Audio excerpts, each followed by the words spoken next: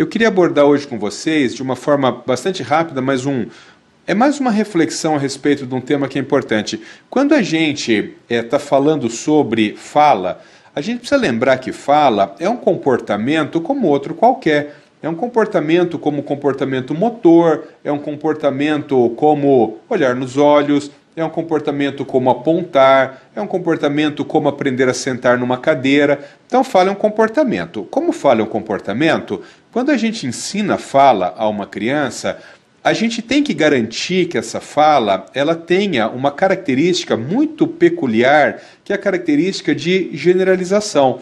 Ou seja, se eu ensino uma pessoa a falar português, inglês, qualquer língua, e eu digo assim, olha, você sabe falar? Ela diz sei. Bom, ela tem que falar em qualquer ambiente. Caso contrário, isso aí vai ter um uso, vai ser uma ferramenta que vai ter um uso muito restrito. E por que eu estou dizendo isso para vocês? Porque é muito comum que quando uma criança aprende a falar, principalmente ali nas primeiras fases do aprendizado da fala, que a família diga o seguinte, ela fala, mas ela só fala com a gente em casa. Ela fala, mas ela só fala com os adultos. Quando ela está com crianças de mesma idade na escola, por exemplo, ela passa a ter muito mais dificuldade para falar.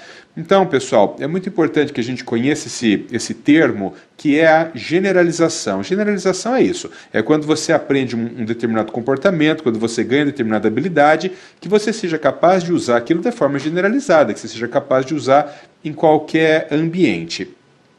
O que pode causar uma falha de generalização? Existe uma coisa que a gente chama assim, de estímulos discriminativos, né? Estímulo discriminativo é quando você olha para o meio e você identifica alguns estímulos ali que discriminam algum comportamento em você. Então, por exemplo, vou dar um exemplo simples, mas vai ficar fácil. Alguém entra no meu consultório e senta na cadeira.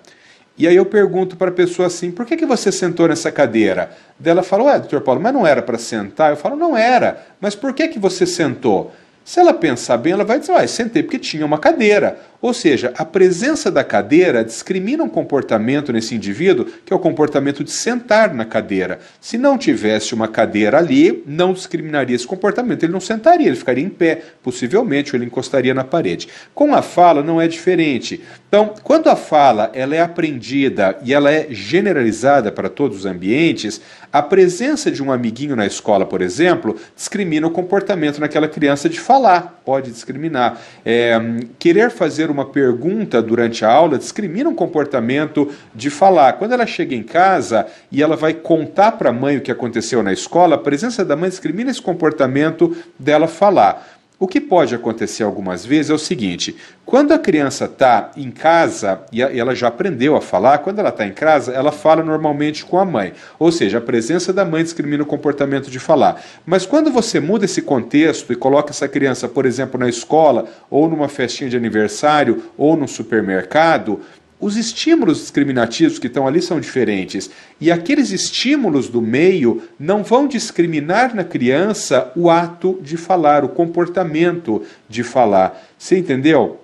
Então, pessoal, isso é uma coisa muito importante, porque uma vez que existe isso, ou seja, a criança fala num contexto muito restrito, o que nós precisamos fazer? Nós precisamos generalizar o comportamento. Para generalizar o comportamento, a gente precisa entender o seguinte, em casa ela fala, então se ela fala, existe algum estímulo ali que discrimina o comportamento de falar, existe alguma coisa que antecede esse comportamento de falar. Nós precisamos, entendendo qual é esse comportamento que antecede o comportamento dela falar, começar a criar esses comportamentos, começar a criar esses antecedentes em outros ambientes, para que a criança, em outros ambientes, identificando que também há esse estímulo discriminativo, comece a falar. Isso é feito por treinos de generalização que são feitos dentro da análise aplicada do comportamento. Então, se o seu filho passa por essa questão, ou seja, ele fala em contextos restritos, não fala de forma generalizada, você precisa discutir isso com o analista do comportamento que está cuidando do caso do seu filho,